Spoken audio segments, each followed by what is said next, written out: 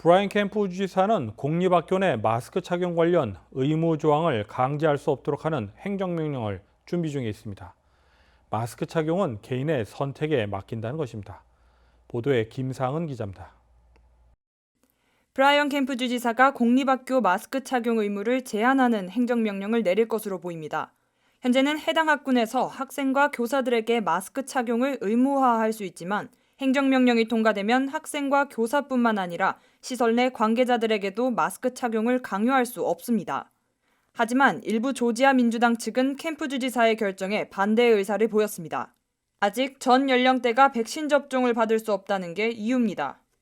조지아 주립대학의 앤서니 크라이스 법학 교수는 캠프 주지사의 결정이 지역 학교의 의사결정을 일방적으로 박탈하는 행위라며 고유 권한을 유지해야 한다고 전했습니다. 주지사의 행정명령이 통과되면 이번 학기 말부터 시행될 것으로 보입니다. KTN 뉴스 김상은입니다. 귀네 카운티 교통법원 판사에 임명된 박미애 변호사가 28일 취임식을 갖습니다. 박미애 신임 판사는 귀네 교통법원의 첫 번째 아시아계 여성 판사로 기록됐습니다. 취임식에 앞서 박미애 판사 지명자를 만나봤습니다. 박미애 신임 판사 지명자는 감사의 말을 전했습니다. 미헤이 파크 그리고 너무너무 감사합니다. appointed 해서. 박 신임 판사는 판사 지명 배경과 함께 지역 사회를 위해 봉사하는 판사가 되겠다고 밝혔습니다. I had experience in the prosecutor's office. I worked there for about 11, 12 years, working in prosecution. And then I went to private practice where I did criminal defense work. In that criminal defense work, I helped some of the most underprivileged Hispanic people without anything. They had no families, they have no legal status, they have no education. It was extraordinarily challenging advocating for them, but it was also very, very rewarding. And I believe that this combined experience is going to make me a better judge, and I hope to get the support from my community. 한편 박미애 신임 판사는 한국에서 출생한 후 가족과 함께 도미했습니다. 1988년 플로리다 대학 로스쿨을 졸업한 후 2001년부터 2012년까지 귀네 카운티 검찰청에서 검사로 재직한 바 있습니다. 또한 2018년부터 DUI 사건 담당 변호사로 활동해오다 이번에 귀네 교통법원 판사에 지명됐습니다. KTN 뉴스 스티봉입니다.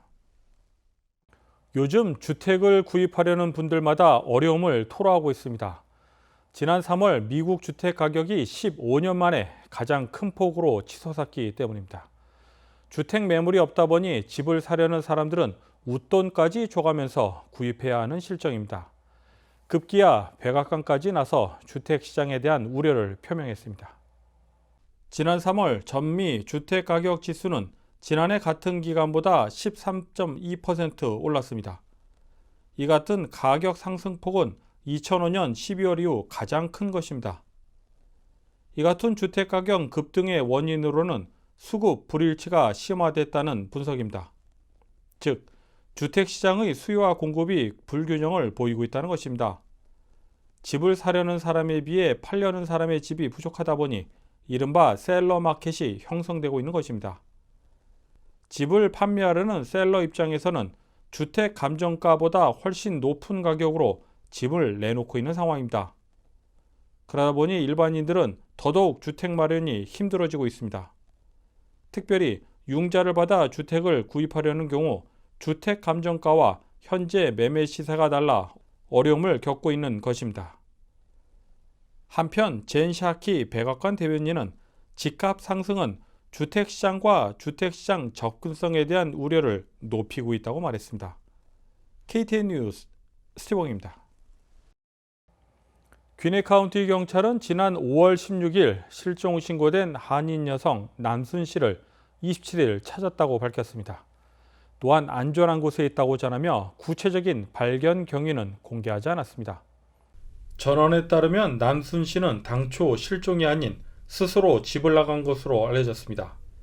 한편 귀네 카운티 경찰은 남순 씨가 집을 나간 지 소재 파악이 안 된다며 지난 24일 시민들의 제보를 당부한 바 있습니다.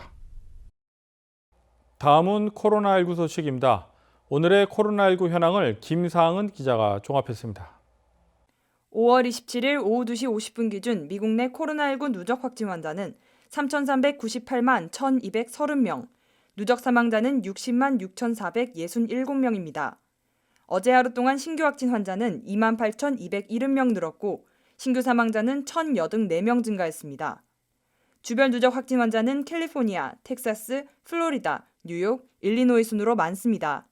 주별 누적 사망자는 캘리포니아, 뉴욕, 텍사스, 플로리다, 펜실베니아 순으로 많습니다. 다음은 조지아주 코로나19 현황입니다. 오후 2시 50분 집계에 따르면 조지아주의 누적 확진 환자 89만 4,892명, 누적 사망자는 18,021명으로 집계됐습니다. 신규 확진 환자는 447명 증가했고 신규 사망자는 35명 증가했습니다. 다음은 카운티별 집계입니다. 귀네 카운티 누적 확진 환자 87,409명, 누적 사망자는 1,102명입니다. 수요일 대비 신규 확진 환자는 73명 늘었고 신규 사망자는 없습니다. 풀턴 카운티 누적 확진 환자 83,342명, 누적 사망자는 1,309명입니다. 신규 확진 환자는 25명 늘었고 신규 사망자는 2명 늘었습니다. 이상 오늘의 코로나19 현황이었습니다.